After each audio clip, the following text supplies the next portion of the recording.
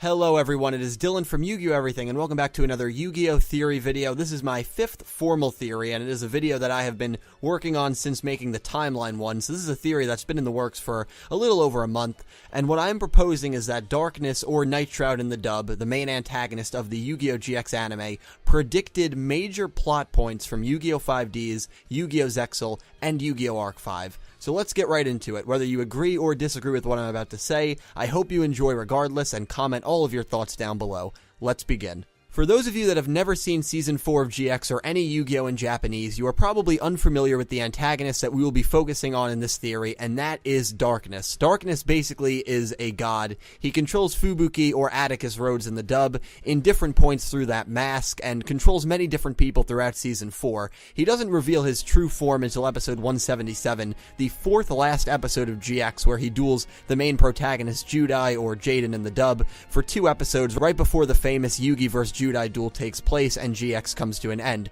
So I'm sure a lot of you are wondering, where is this theory even coming from, Dylan? Well, thanks to a couple of people that pointed something out about this duel in my timeline video, I think we can use this to further link the original 3 shows with Zexal and Arc 5. This is almost like a 3-part theory, so I'll start with the first part. All of this speculation comes from dialogue that Darkness says during his duel with Judai, by the way. So let's take a look at this clip from episode 177 and pay attention to what Darkness says.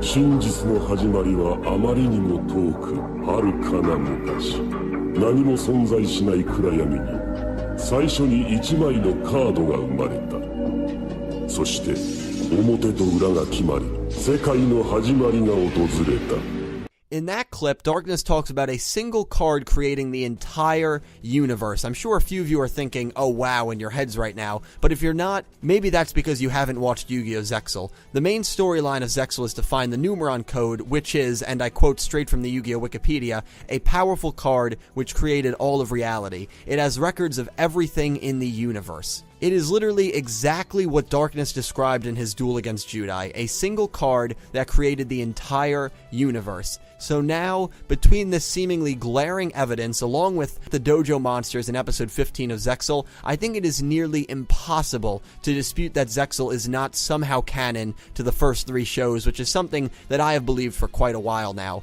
But let me know what you guys think about that piece of dialogue. Let me know if it kind of blew your mind like it did with me when I first heard it, or if you think it's just another coincidence along with the dojo statues.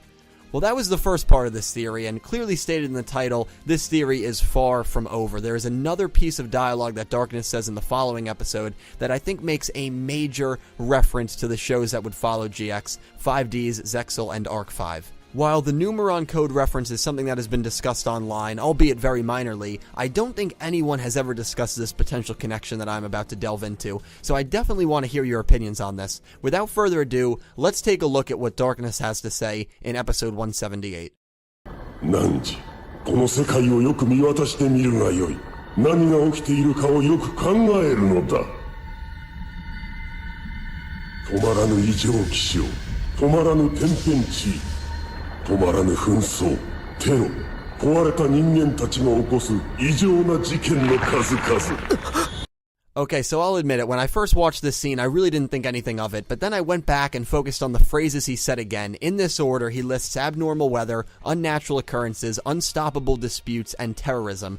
Let's actually think about those statements for a second, beginning with unnatural occurrences. The reason Domino City was destroyed between GX and 5Ds was because of an event known as Zero Reverse. Basically, the main energy source was overflown with dark energy, thus creating the result you're seeing on screen, which assumingly killed every person living in Domino City at the time. Now, if this was a storm, a tornado, a hurricane, for instance, well, for starters, it would be one of the most destructive storms in history, but it would be considered a natural disaster. This is a natural disaster. This is the farthest thing from a natural disaster. How about the next statement he makes, unstoppable disputes? Well, we already talked about how Darkness potentially references the Numeron code in the first clip I showed you.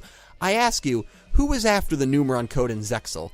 Astral World and Baryon World. You want to talk about an unstoppable dispute? These two worlds not only fought to the death in Zexal, but originally battled thousands of years prior to Zexal, meaning if Zexal is on the GX timeline, the duel between 1000 and Astral has already occurred, and that's why Darkness, who remember is a god, knows about it and knows about the existence of these two factions. The reason these two worlds were even going after the Numerode Code in the first place were to completely destroy each other.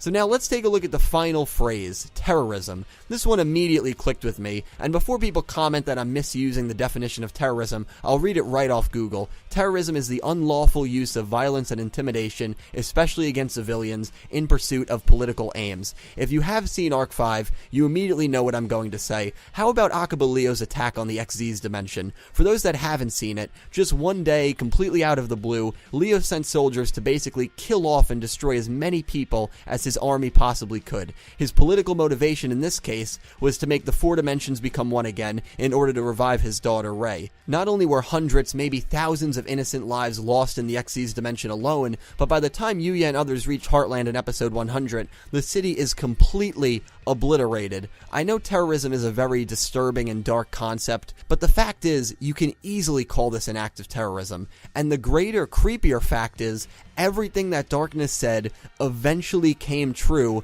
in the next 3 Yu-Gi-Oh shows. Now, I noticeably skipped the first one, which was abnormal weather, and I honestly couldn't think of anything this could mean. Maybe it's a reference to the Mechlord genocide when you had monsters literally raining down from the sky. Maybe it's a reference to dual monsters during the Doma arc when Darts was trying to revive the Great Leviathan and it came from the sky.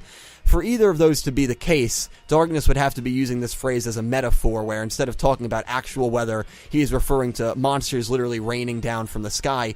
And I mean, this guy doesn't really look like the most poetic of characters, so I really don't know if that's the case. And if you guys have any suggestions on what that could mean, definitely let me know down below. Maybe the 6th Yu-Gi-Oh show will have something to do with strange weather.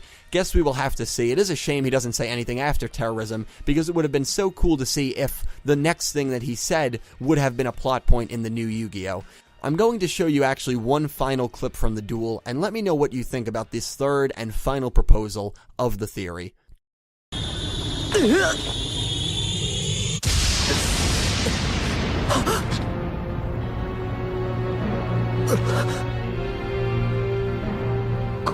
これが人間の未来。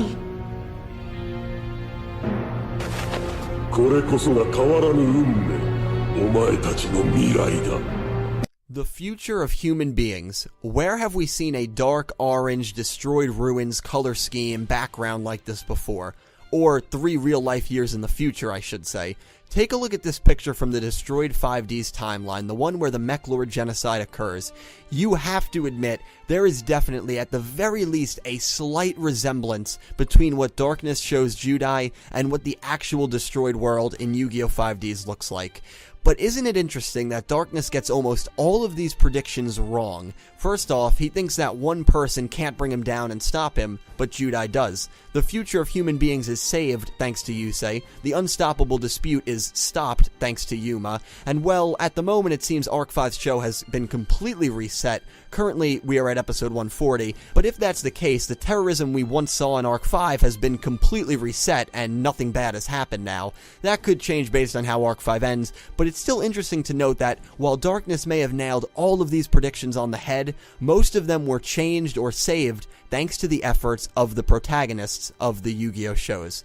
So what do you guys think? Now, I know the real flaw in this theory is just the fact that did the writers actually think to do something this clever, or is it just a strange coincidence? It is kind of tough to think that the writers thought about doing something like this and making it come true over the next decade and hope someone would catch it, but you have to admit, whether it is great future writing or purely coincidental, it still makes for a really cool debate. So anyway guys, thank you so much for watching. I really hope you enjoyed my theory that Darkness predicted the events of 5Ds, Zexal, and Arc 5. Please let me know your thoughts on this down below, and keep in mind, this is almost a 3-part theory, so let me know if you believe one of the 3 claims that I made, whether you believe all of them, or whether you believe none of them. And what I mean by that is, do you think that Darkness is in fact referencing the Numeron code when he talked about a single card? Do you think that the God of Darkness also knew major plot points that would occur on the timeline? And do you think he showed Judai that destroyed Mechlord genocide 5D's future? I will talk to you guys in the comments below. As always, I hope you enjoyed the theory regardless. I thank you guys again so much for watching, and thank you so much for the support, and I hope you have an awesome day.